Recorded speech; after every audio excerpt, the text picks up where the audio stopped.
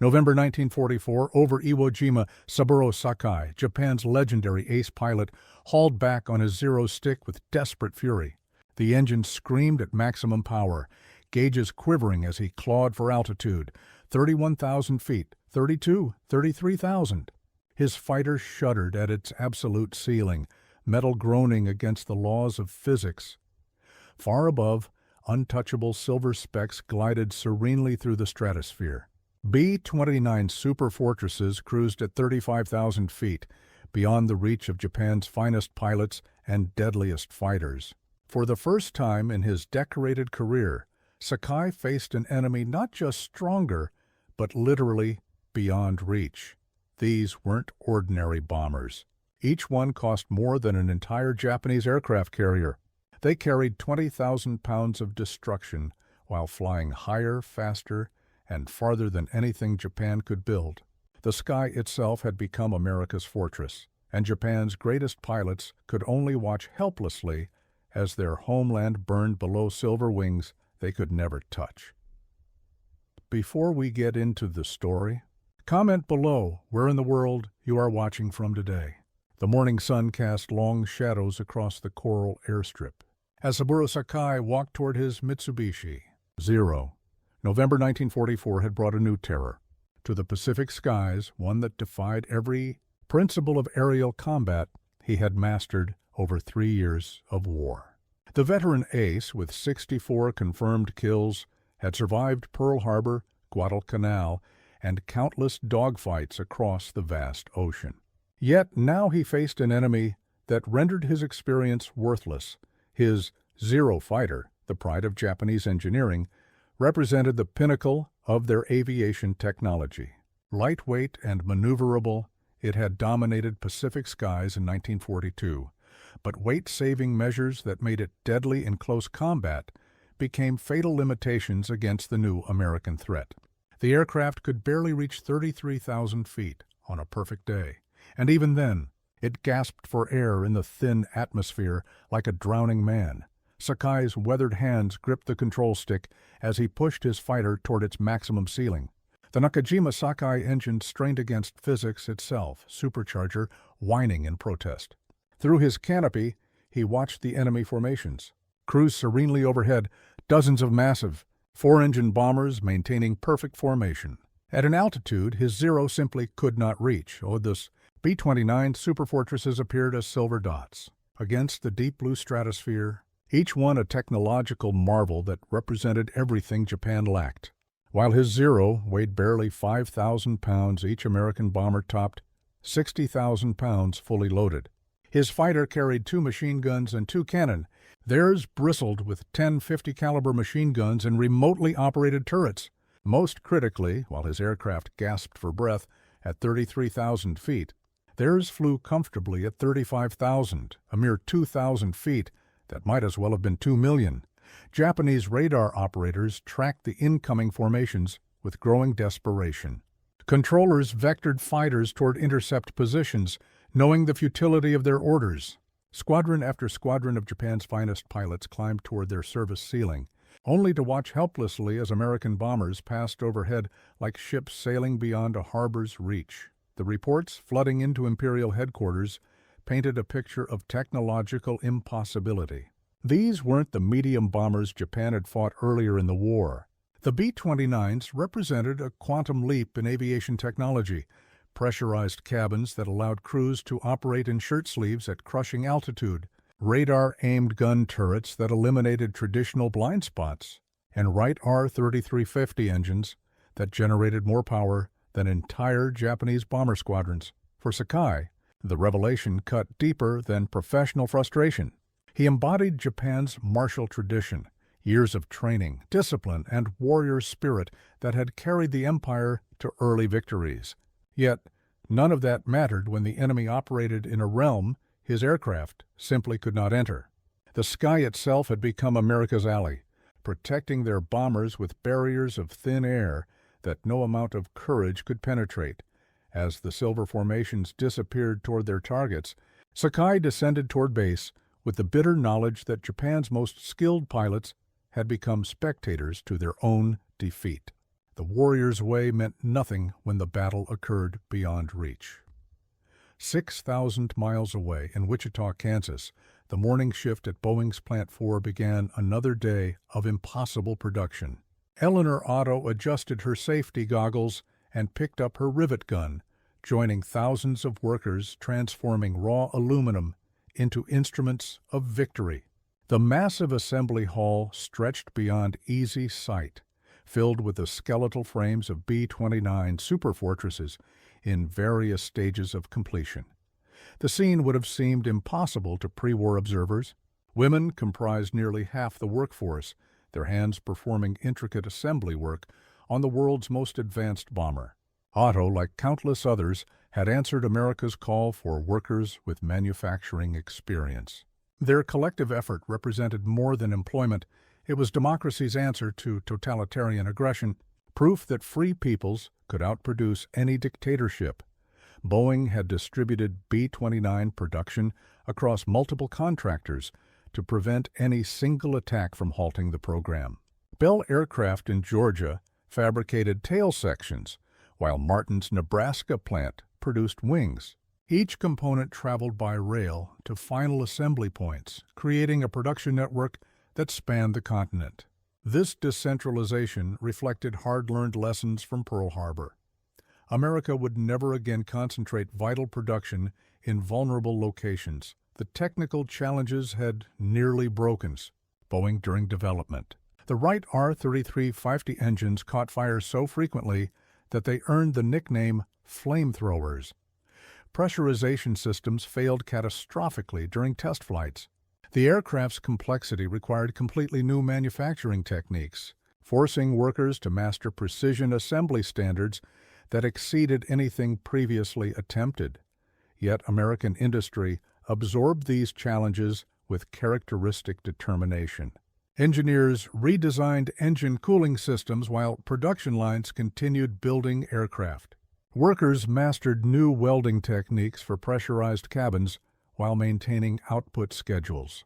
Each problem became a puzzle to solve, rather than an excuse to quit, reflecting the democratic spirit that frustrated totalitarian planners who expected American resolve to crumble under pressure. Numbers told their own story of American productive superiority. Each B-29 cost approximately $640,1944, equivalent to a fleet destroyer. Yet, at peak production, American factories completed one bomber every hour around the clock. The aluminum consumption for a single Superfortress exceeded Japan's total monthly allocation for all fighter aircraft. These statistics represented more than industrial capacity. They demonstrated the economic foundation that made American victory inevitable. Otto and her colleagues understood their role in this vast enterprise. Every rivet they drove, every seam they welded, every inspection they completed brought the war closer to its conclusion.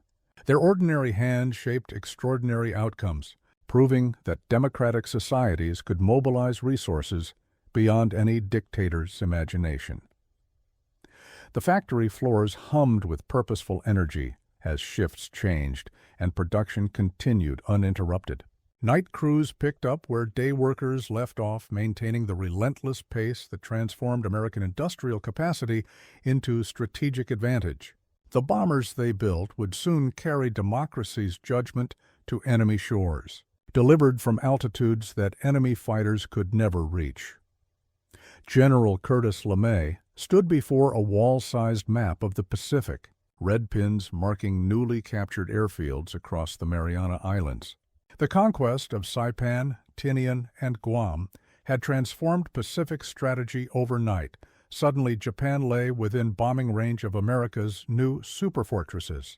But the logistical challenges of operating B-29s from these coral atolls would test American organizational capabilities to their limits. The numbers were staggering, even by American standards. Each bombing mission required 3,000 gallons of aviation fuel per aircraft. A typical rate of 300 bombers consumed nearly 1 million gallons, equivalent to the fuel requirements of a major naval task force. Ammunition, spare parts, food, and maintenance equipment had to be shipped 8,000 miles across hostile waters then stockpiled on islands that barely rose above sea level. LeMay's staff calculated the infrastructure requirements with methodical precision. Each airfield needed runways capable of handling 60,000-pound aircraft, along with hard stands for parking, maintenance hangars, fuel storage, and living quarters for thousands of personnel. The construction effort required moving millions of tons of coral and installing equipment that wouldn't have looked out of place in major American cities. The test flights revealed new challenges that no amount of planning could anticipate. Missions to Japan stretched 14 to 18 hours, longer than any previous bombing operations in aviation history. Crews faced equipment failures over thousands of miles of open ocean where mechanical problems meant certain death. Weather systems in the Pacific proved more violent than Atlantic storms, with typhoons capable of destroying entire bomber formations. Early operational results disappointed planners who expected immediate strategic impact. The R-3350 engines failed so frequently that mechanical problems killed more aircrews than Japanese fighters. Fuel consumption exceeded calculations, forcing bombers to ditch in the Pacific when they couldn't reach friendly bases. Some missions lost more aircraft to mechanical failures than to enemy action, a sobering reminder that America's technological advantage came with corresponding complexity. Yet LeMay pressed forward with characteristic determination. American industry's productive capacity meant that lost bombers could be replaced faster than Japan could repair damage from successful raids.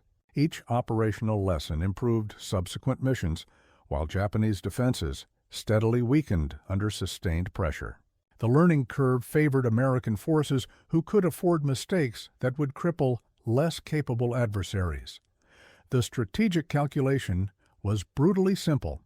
If the B-29 worked as designed, the war would end years sooner than conventional invasion plans projected.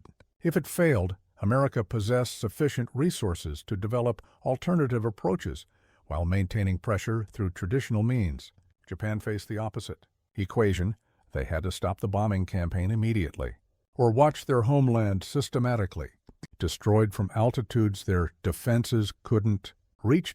Intelligence reports confirmed Japanese desperation as their fighters climbed futilely toward American formations.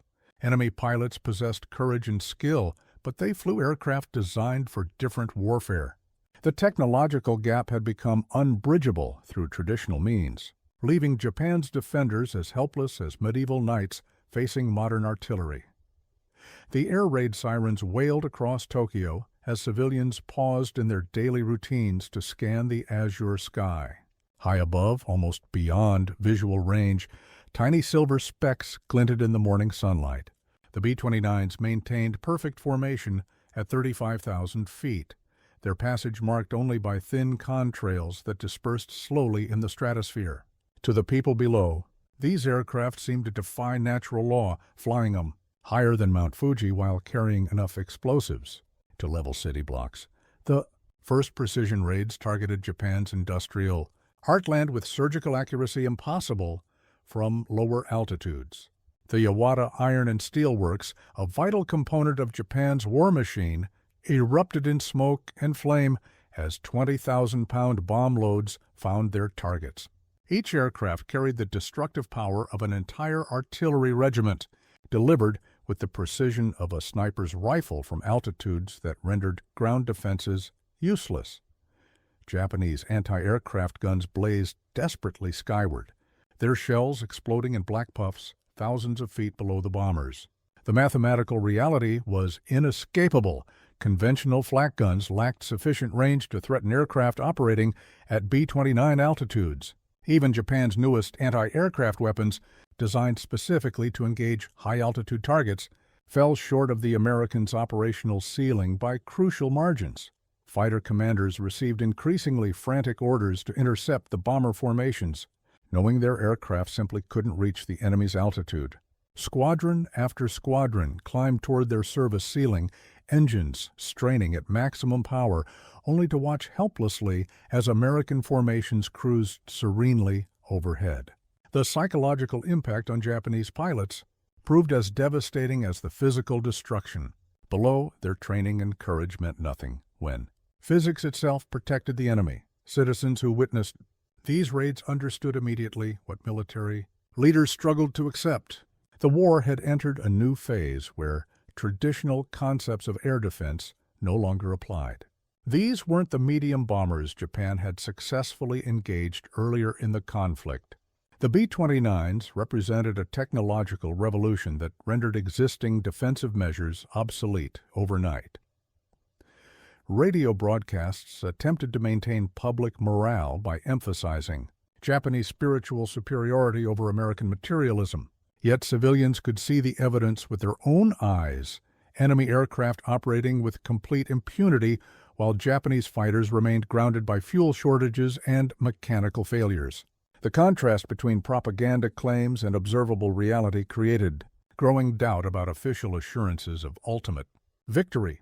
Intelligence analysts studying wreckage from crashed B-29s reported technical capabilities that seemed impossible given Japan's understanding of aviation engineering.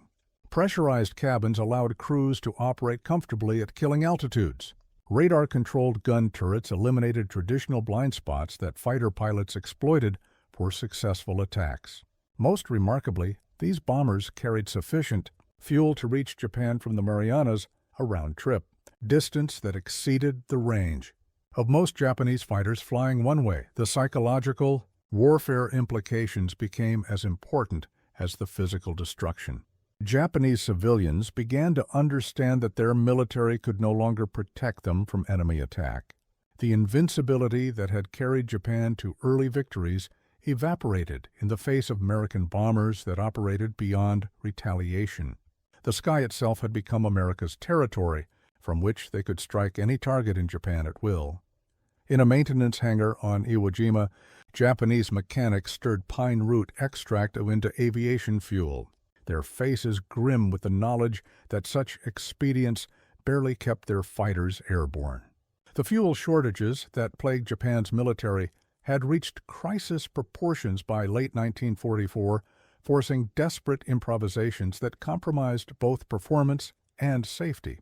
Each gallon of processed petroleum required increasingly creative substitutes as American submarines strangled Japan's supply lines. Saburō Sakai watched the mechanics work with growing bitterness. His extensive combat experience meant nothing when his aircraft lacked fuel for proper training flights. New pilots arriving at forward bases logged fewer than 100 flight hours before entering combat, barely enough time to master basic aircraft controls, let alone the complex tactics required for survival against American bombers and their fighter escorts. The statistical comparison between Japanese and American oil production revealed the mathematical impossibility of Japan's strategic position.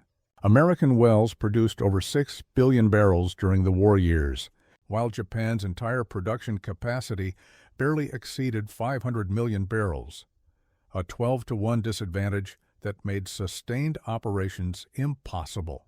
Even before accounting for shipping losses to submarine attack, Japan simply lacked the petroleum resources necessary for prolonged aerial warfare training. Programs that had produced Japan's early war aces required months of intensive flight instruction and thousands of gallons of aviation fuel per pilot. By 1944, such luxury was impossible. Flight schools operated on strict rationing schedules, forcing instructors to cram essential lessons into abbreviated programs that left pilots woefully unprepared for combat realities. The result was predictable, inexperienced pilots flying into battles against veteran American aircrews who enjoyed unlimited training resources. Sakai's personal logs documented the transformation of Japanese aviation, from elite force to desperate improvisation. In 1942, Japanese pilots averaged over 500 flight hours before their first combat mission. By 1944, many pilots entered battle with less than 100 hours total flight time. The mathematical progression pointed toward an inevitable collapse as experienced pilots were killed faster than adequately trained replacements could be produced. Aircraft maintenance suffered equally severe constraints as fuel shortages. Complex engines required specific grades of aviation gasoline to operate safely at high altitudes. Substitutes made from coal tar and alcohol produced significantly less power while increasing engine failure rates. Mechanics reported that aircraft using substitute fuels experienced 3 times the normal rate of mechanical problems, a death sentence for pilots. Flying over vast ocean distances, the Americans faced no such limitations. Their training programs continued producing pilots with 300 to 400 flight hours before combat deployment. Their aircraft used high-octane aviation gasoline that maximized engine performance and reliability. Most importantly, they possessed sufficient fuel reserves to conduct realistic combat training that prepared pilots for the chaotic realities of aerial warfare. Japanese commanders understood the implications but lacked solutions. Traditional Bushido spirit could not substitute for adequate fuel supplies or proper training. The warrior ethos that had driven Japan's early victories became meaningless when pilots lacked the basic resources necessary for effective combat operations. The mathematics of modern warfare had overwhelmed the philosophical foundations of Japanese military culture. The morning, freight trains rolling across the American heartland carried more than manufactured goods. They transported the raw materials of victory toward final assembly points scattered across the continent.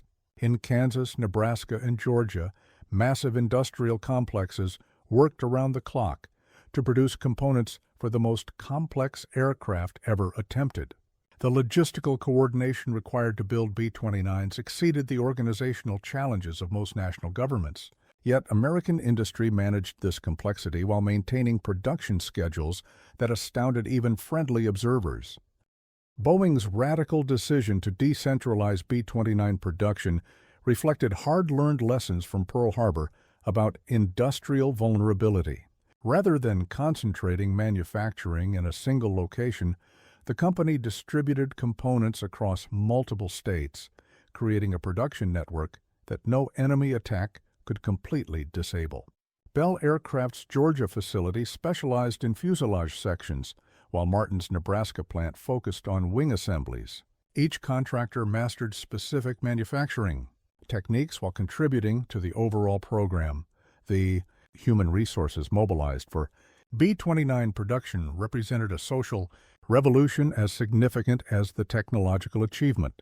Over 150,000 workers, including large numbers of women and African Americans previously excluded from skilled manufacturing jobs, learned precision assembly techniques that exceeded anything previously attempted in aviation.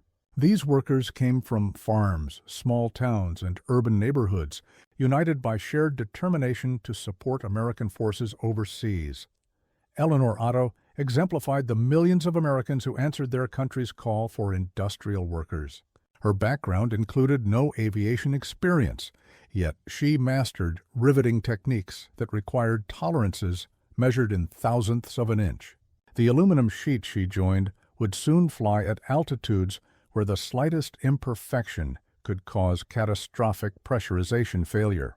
Her ordinary hand shaped extraordinary outcomes through dedication to precision that democratic societies could sustain, but totalitarian regimes struggled to match. The material consumption statistics told their own story of American productive superiority. Each B-29 required more aluminum than Japan allocated for an entire fighter squadron. The electrical wiring in a single bomber exceeded the copper consumption of a Japanese destroyer. Most remarkably, American factories consumed these materials while maintaining production schedules that peaked at 1 completed aircraft per hour during maximum output. Periods quality control procedures reflected American commitment to technological excellence that frustrated enemy attempts at reverse engineering. Every component underwent multiple inspections before installation, while completed aircraft faced extensive testing before delivery to combat units. This obsession with reliability meant American bombers could undertake 18-hour missions over hostile territory with confidence that their aircraft would perform as designed. The production network's resilience became apparent when occasional equipment failures or material shortages threatened specific assembly lines.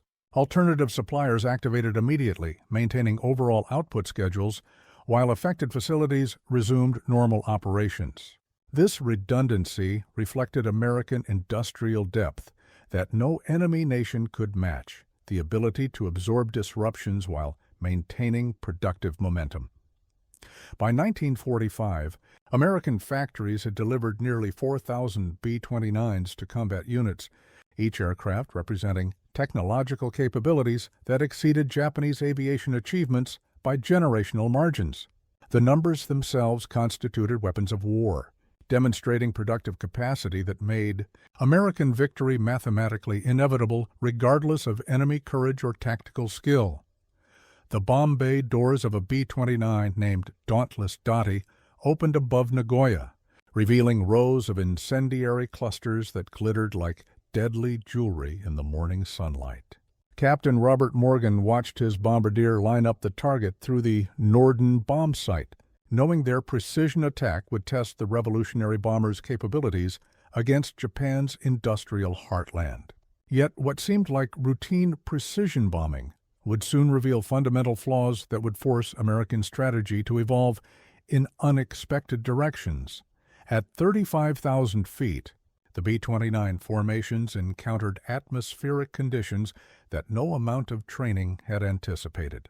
The jet stream, a river of air moving at over 200 miles per hour, seized their bombs and scattered them across miles of Japanese countryside. Explosives intended for steel mills detonated in rice fields, while industrial targets remained undamaged despite perfect bombing approaches. The mathematical precision that made the Norden bomb site legendary at lower altitudes became useless in the chaos of stratospheric. Winds. General Curtis LeMay studied mission reports with growing frustration as weather reconnaissance flights confirmed the scope of the problem. The jet stream varied in intensity and altitude seasonally, creating an invisible barrier that made precision bombing unreliable during crucial winter months. High-altitude raids that looked perfect in planning suffered devastating accuracy problems when atmospheric physics interfered with gravity-guided munitions. The solution LeMay proposed shocked his subordinates and terrified his air crews. Rather than continuing futile high-altitude precision attacks, B-29s would descend to 5,000 feet for night incendiary raids against Japanese cities. The bombers would strip most defensive armament to carry maximum bomb loads, gambling that darkness and surprise would provide protection that altitude couldn't guarantee. Flight crews received the new orders with stunned disbelief. The B-29's primary advantage, its ability to operate beyond enemy fighter reach, would be surrendered in favor of low-altitude approaches that put bombers well within range of anti-aircraft guns and interceptors. Pilots who had trained for high-altitude precision bombing suddenly faced missions that resembled suicide attacks more than strategic bombardment. Telling and preparing this story took us a lot of time, so if you are enjoying it, subscribe to our channel. It means a lot to us. Now, back to the story. Yet LeMay's mathematical logic was inescapable. High-altitude precision raids destroyed specific targets slowly and expensively, requiring dozens of missions to achieve significant damage. Low-altitude incendiary attacks could devastate entire city districts in single raids, achieving strategic results that justified tactical risks. The brutal calculation favored maximum destruction over minimum casualties, a philosophy that would define the war's final phase. Test missions over secondary targets revealed the devastating effectiveness of incendiary weapons against Japanese urban construction. Cities built primarily from wood and paper erupted in firestorms that consumed entire neighborhoods within hours. The thermal effects created their own weather systems, generating winds that spread flames faster than firefighting efforts could contain them. Japanese defenses, optimized for high-altitude intercepts, struggled to adapt to low-level night attacks. Radar operators trained to track bombers at maximum altitude lost formations flying below mountain peaks. Fighter pilots accustomed to climbing toward distant targets found themselves chasing low-flying bombers that disappeared into darkness. Before intercepts could be completed, the Logistical strategic implications extended beyond immediate tactical success. If American bombers could achieve decisive results through incendiary attacks, the war's duration would depend on Japanese willingness to endure systematic urban destruction rather than military capability to resist invasion. The night of March 9–10, 1945 began with unusual quiet across Tokyo as residents settled into their homes, unaware that 334 B-29 Superfortresses were approaching from the darkness over the Pacific. The bombers flew in staggered formations at 5,000 feet, low enough for crews to see individual buildings in the city below. Each aircraft carried 7 tons of incendiary bombs, specifically designed to turn Tokyo's wooden construction into an inferno that would consume 16 square miles before dawn. The Buffa lead aircraft dropped illumination flares that turned night into artificial day, marking the target zone for following bombers. Within minutes, thousands of incendiary clusters rained down on Tokyo's most densely populated neighborhoods, each bomblet igniting upon impact to create fires that merged into an unstoppable conflagration. The systematic pattern of attacks created a fire perimeter that trapped hundreds of thousands of civilians in an expanding furnace. The firestorm generated its own weather system as superheated air rose rapidly, creating ground-level winds that reached hurricane force. Residents fleeing their burning homes found themselves caught in wind tunnels that fanned flames to temperatures exceeding 1,800 degrees Fahrenheit. The Sumida River, traditionally a source of safety during fires, began to boil as thermal radiation heated the water beyond human endurance. Saburō Sakai, grounded by fuel shortages, watched Tokyo burn from a distant airfield. His diary recorded the terrible irony of Japan's most experienced pilots sitting helplessly while their capital was destroyed by bombers they could no longer intercept. The warrior tradition that had sustained Japanese military culture for centuries meant nothing when the enemy operated with complete impunity from altitudes Japanese fighters could briefly reach but never sustain American. Bomber crews reported thermal updrafts so violent they threw 60,000-pound aircraft around like toys. Turbulence from the fires below made formation flying impossible as pilots fought to maintain control while flying through smoke columns that rose above their operational altitude. Several B-29s suffered structural damage from thermal shock as they passed through temperature gradients that exceeded their design specifications. The human cost of the raid shocked even veteran aircrew members who had participated in daylight precision attacks. Approximately 100,000 civilians perished in the firestorm, more deaths than either atomic bomb would later cause.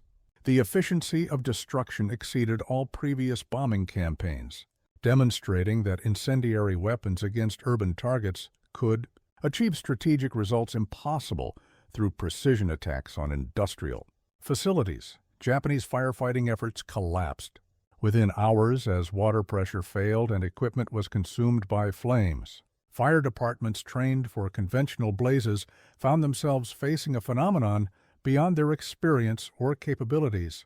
The coordinated nature of the incendiary attack created simultaneous fires across such a wide area that effective response became impossible. Tokyo police reports documented scenes of civilian panic as traditional evacuation procedures proved inadequate against firestorms that moved faster than people could flee. Underground shelters became death traps as superheated air asphyxiated occupants, while bridge approaches became killing grounds where crowds were trapped between flames and boiling water. The strategic impact extended beyond physical destruction. The raid demonstrated American capability to devastate any Japanese city at will, making civilian morale a legitimate military target for the first time in the Pacific War. The psychological warfare implications would prove as important as the tactical. Success. The coral runways of Tinian Island stretched toward the horizon, accommodating an aerial armada that would have seemed impossible just months earlier. At dawn on a typical day in summer 1945, over 500 B-29 Superfortresses prepared for takeoff in precisely choreographed waves, their aluminum fuselages glinting in the tropical sunlight.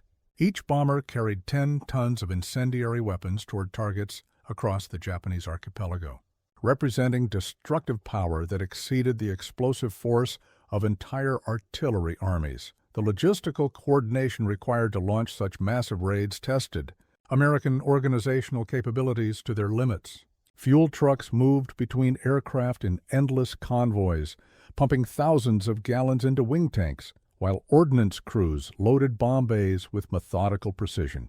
Each bomber required 3,000 gallons of aviation gasoline for the round trip to Japan, meaning a typical 500-plane raid consumed 1.5 million gallons of fuel, equivalent to the daily consumption of a major American city.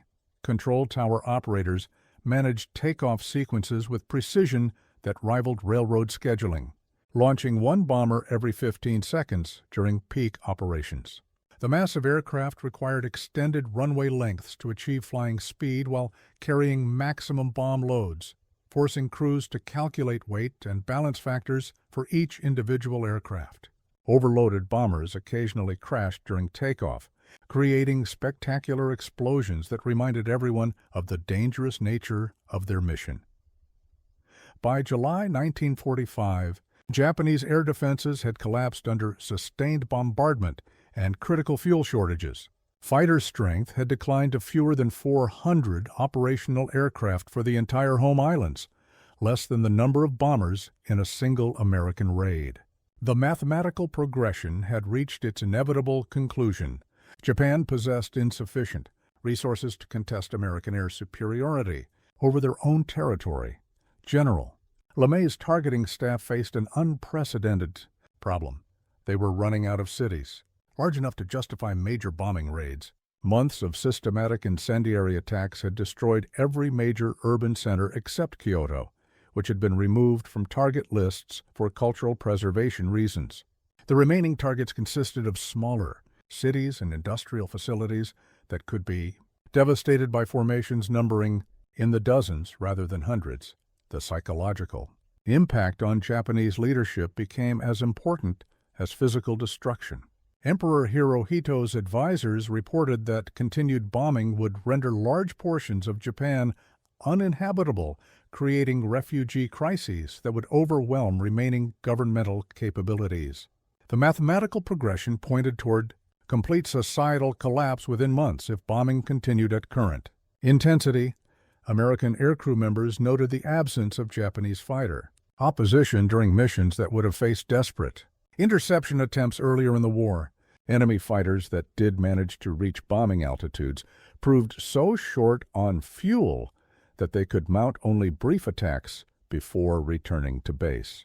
The few encounters resembled target practice, rather than aerial combat as inexperienced Japanese pilots flying. Obsolete aircraft faced veteran American crews in technologically superior. Bombers.intelligence reports confirmed that Japan's aviation industry could no longer produce replacement aircraft fast enough to offset combat losses. American submarines had severed raw material supply lines, while bombing raids destroyed manufacturing facilities faster than they could be repaired. The industrial foundation necessary for sustained air warfare had been systematically eliminated. In a sterile conference room at LeMay's headquarters, statistical analysts updated charts that tracked the mathematical destruction of Japanese civilization with clinical precision. The numbers told a story more devastating than any battle report. 32,000 bomber sorties flown, 414,000 tons of explosives dropped, 66 major cities attacked, and millions of civilians displaced. Each statistic represented thousands of individual human tragedies. Yet the aggregate data revealed strategic realities that transcended personal suffering. The cost comparison between American bombers and Japanese defense capabilities demonstrated the mathematical impossibility of Japan's position. A single B-29 Superfortress cost approximately $640,1945, equivalent to Japan's entire monthly aircraft production budget. Yet American factories delivered these bombers faster than Japanese industry could produce fighters to oppose them. The economic equation made prolonged resistance literally impossible, regardless of Japanese determination or tactical skill. Maintenance records revealed the hidden complexity of American bombing operations. Each B-29 required 40 hours of ground maintenance for every hour of flight time, demanding skilled technicians and spare parts that had to be shipped 8,000 miles across hostile waters. The logistical achievement of maintaining hundreds of complex aircraft on remote Pacific islands exceeded the organizational capabilities of most national governments. Yet American forces accomplished this while simultaneously conducting the most intensive bombing campaign in military history. Loss statistics illustrated both the effectiveness and cost of strategic bombing. American bombers achieved their objectives while suffering relatively light. Casualties, approximately 5% loss rates during incendiary raids compared to 20%, losses that would have been considered acceptable in daylight precision attacks. The mathematical progression favored American strategy as bomber production exceeded combat losses by comfortable margins. Japanese industrial production figures revealed the bombing campaign's economic impact. Steel production had declined by 60%, aircraft manufacturing by 75%, and oil refining by 90%. These reductions occurred not only through direct bombing damage, but also through workforce displacement, raw material shortages, and transportation system collapse. The cumulative effect approached economic paralysis even before considering additional factors like submarine warfare and naval blockade. Thus, human cost calculations presented moral complexities that commanders struggled to address. Through purely military analysis, civilian casualties from bombing raids exceeded Japanese military deaths by significant margins, raising ethical questions about targeting strategies that maximize destruction regardless of combatant status. Yet the mathematical logic remained inescapable. Incendiary attacks achieved strategic objectives faster and more completely than precision bombing of military targets. American industrial statistics provided context for Japanese decision-makers weighing surrender options. The United States had produced over 40% of the world's total armaments during the war, while simultaneously maintaining civilian living standards that exceeded pre-war levels. This productive capacity could sustain bombing operations indefinitely while supporting invasion forces that would dwarf any previous military operation. The final calculations were brutally simple. Japan possessed neither the industrial capacity to rebuild destroyed cities nor the military capability to prevent further attacks. The numbers themselves had become weapons, demonstrating that modern warfare ultimately reduced to mathematical equations, where productive capacity determined victory, more surely than tactical brilliance or individual courage.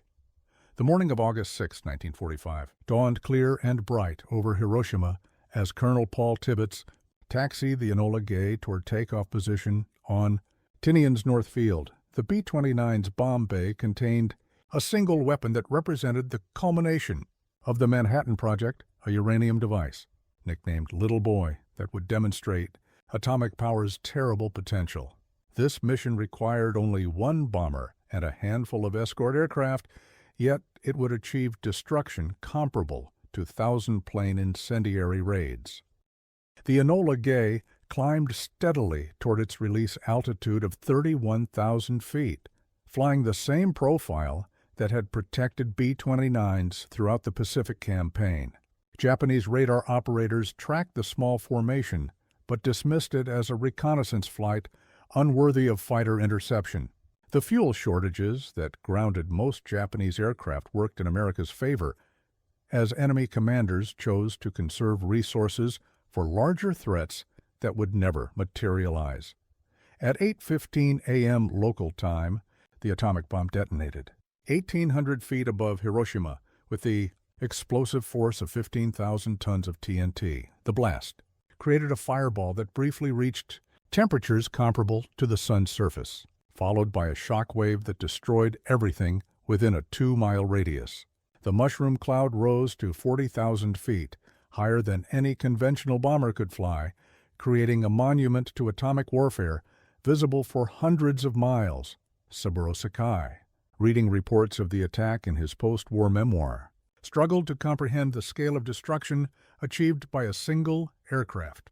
The psychological impact exceeded even the physical devastation, as Japanese leaders realized they faced an enemy possessing weapons beyond their understanding.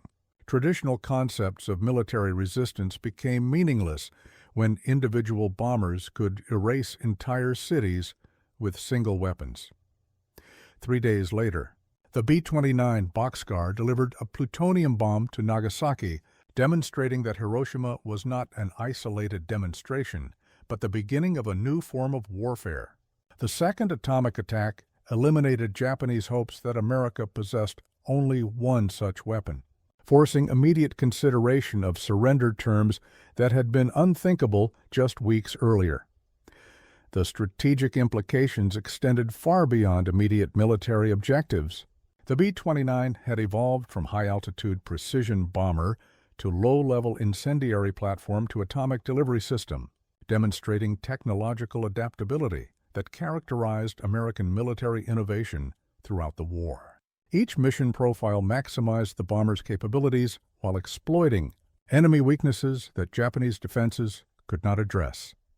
Emperor Hirohito's surrender announcement cited a new and most cruel bomb as justification for ending hostilities, acknowledging that Japan could not continue fighting an enemy possessing such overwhelming technological advantages. The atomic bombs provided face-saving justification for surrender while demonstrating that further resistance would result in complete national destruction. The bomber crews who delivered atomic weapons represented the culmination of American strategic bombing doctrine. Their aircraft had evolved from experimental prototypes to proven weapon systems capable of operating at altitudes enemy fighters couldn't reach, while carrying destructive payloads beyond previous imagination. The B-29 program had achieved its ultimate objective, ending the war through air power alone. Decades later, in the climate-controlled halls of the Smithsonian's National Air and Space Museum, visitors walked reverently beneath the restored fuselage of Enola Gay, their voices hushed in recognition of the aircraft's historical significance. The B-29's aluminum skin gleamed under museum lighting, every rivet and panel precisely restored to its August 1945 configuration. Nearby displays documented the human stories behind the bomber's development. Operation and Legacy, Eleanor Otto, now in her 90s, stood before a model of the Wichita assembly line where she had spent the war years. Her weathered hands had driven thousands of rivets into B-29 fuselages, each one contributing to aircraft that changed the course of history. Museum visitors struggled to comprehend how ordinary Americans like Otto had mobilized to create weapons that rendered enemy military traditions obsolete overnight. World War II veterans gathered annually at the museum to share stories with younger generations who had never experienced existential national threats. Former B-29 crewmen described 18-hour missions over hostile territory, flying aircraft so complex that mechanical failures killed more airmen than enemy action during early operations. Their accounts emphasized the technological challenges overcome through American industrial determination rather than inevitable victory. The statistical displays told stories that still amazed historians. Studying the period, American factories had produced nearly 4,000 B-29s while simultaneously building tens of thousands of other aircraft types. The aluminum consumption for the B-29 program exceeded the total metal production of most Allied nations, yet represented only a fraction of American wartime industrial output. These numbers demonstrated productive capabilities that enemies never understood until too late. Saburō Sakai's post-war writings, translated and displayed alongside American accounts, provided enemy perspectives on technological shock. The Japanese ace described watching helplessly as B-29 formations operated beyond fighter intercept range, knowing that courage and skill meant nothing when physics itself protected the enemy.